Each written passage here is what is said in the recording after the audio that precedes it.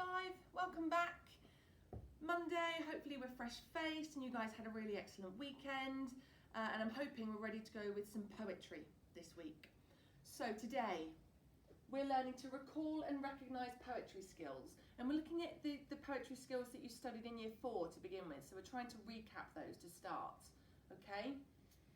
So we've got a poem here by Christina Rossetti called What a Heavy, and it looks like you saw this poem last year, so fingers crossed you can remember it, but if not, not too much of a problem. We're going to have a little look at it today.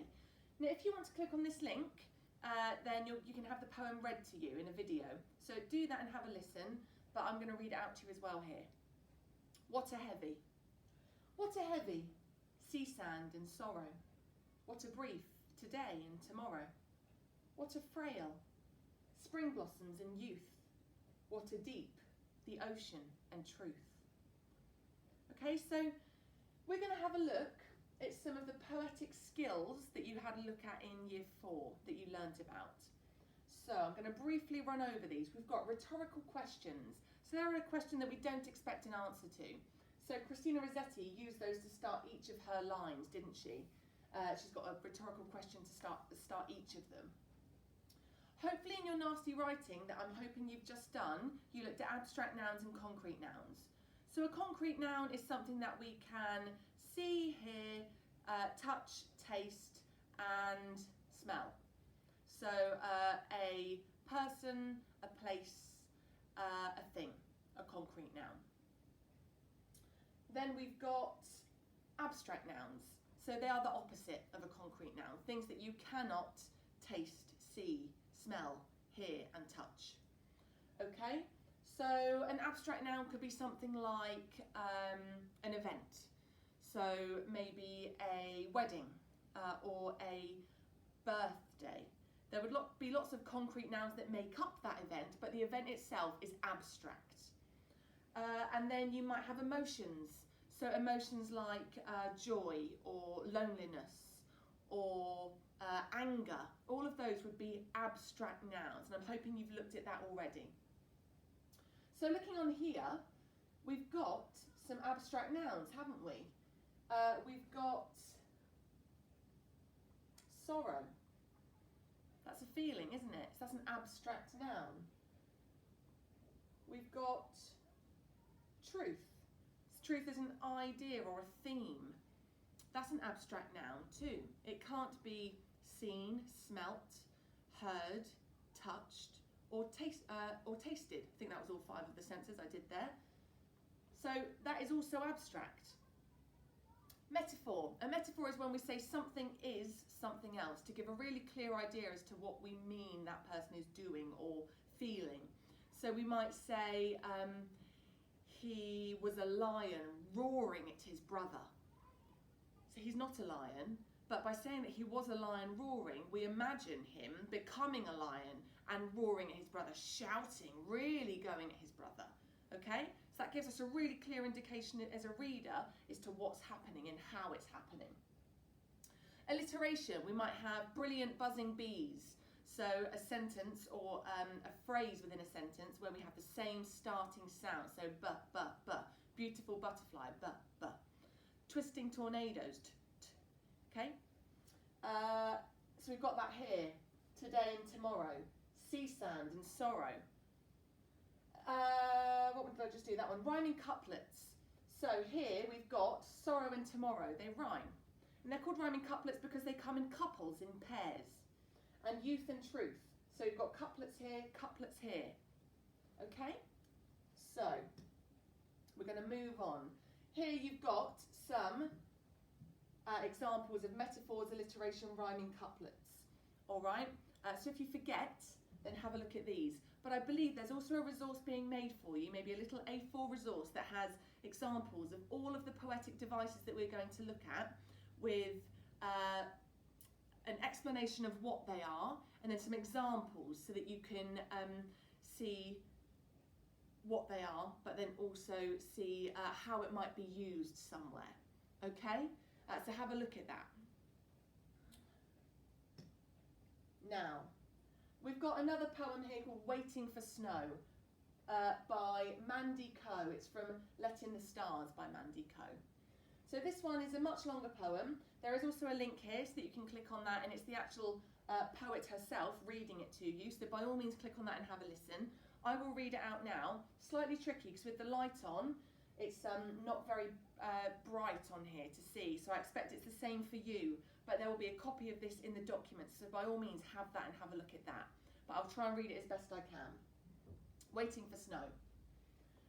We turn our faces up and jiggle 30 toes, Morse coding longing with our restless beat. When will it come? Shepherds on the first nativity, we scan the skies and huddle, huffing frosting on our faces in the midnight glass. When will it come? To pass the time, I tell tall tales of days off school that flew beneath the runners of my ancient sledge.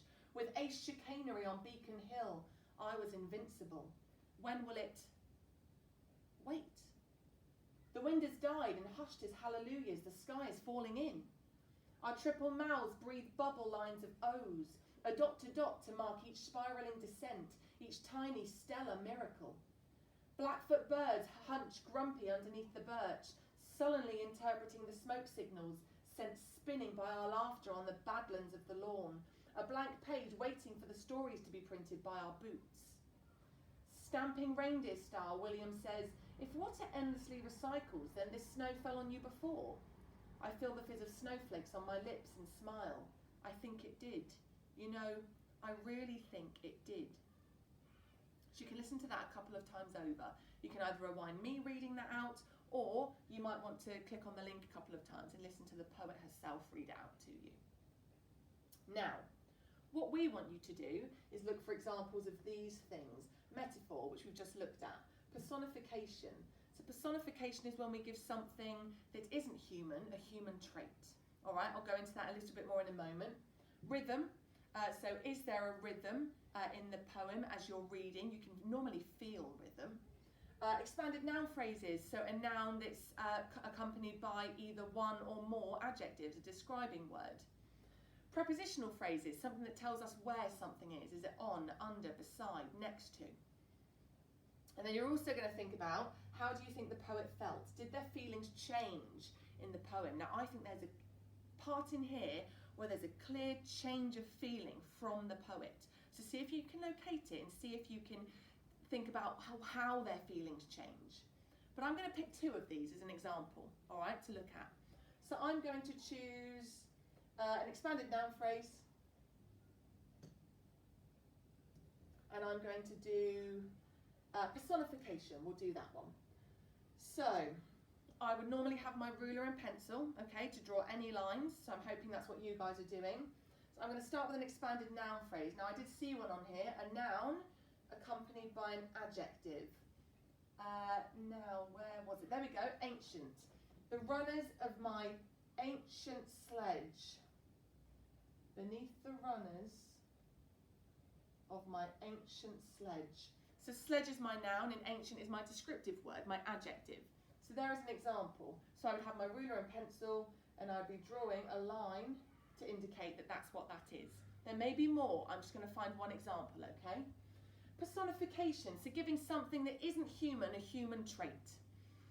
Again, that really helps your reader to understand how someone might be feeling. So, here, I did see one of those too somewhere. Here we go. Blackfoot birds hunch grumpy. And I would have my ruler and pencil and draw that up to personification. Blackfoot birds being grumpy. Birds aren't grumpy, are they? They can't be grumpy, or we certainly don't know if they're grumpy. So that is personification. Okay, we're giving something that's not human, in this case a bird, a human trait. And in this case, it's an emotion, isn't it? Now, I believe on the next page are answers, okay? So what I really want you to do is make sure that you don't look at that next page until you've done this first and had a go on your own. If you find something really tricky, for instance, if you get really stuck on metaphor and can't find one, hold off on that one, do the rest, and then have a look at the answers and see where the metaphors are. Because not knowing is absolutely fine, but then if you have a look at the examples, then you're going to be even more knowledgeable next time, and next time you might be able to find your own. Okay, so that's really important. I'm going to quickly skip over that page and go on to this one. Oh, I went one too far. You've got a little plenary here at the end. So just thinking about which picture here would you use to illustrate the poem and why? Maybe you could just give us a little sentence as to which one you think would be most suitable. Okay? Thinking also about the feelings within that poem that have been created by the author, the poet. Okay? So that's your task today. Tomorrow we'll be moving on, and I think we're looking at some Year 5 skills, so teaching you some new poetic skills. Okay? And we'll be looking at those, delving a bit deeper into those. So good luck. I hope you get on okay with this, and I will see you tomorrow. Okay? Thanks very much, guys. See you later.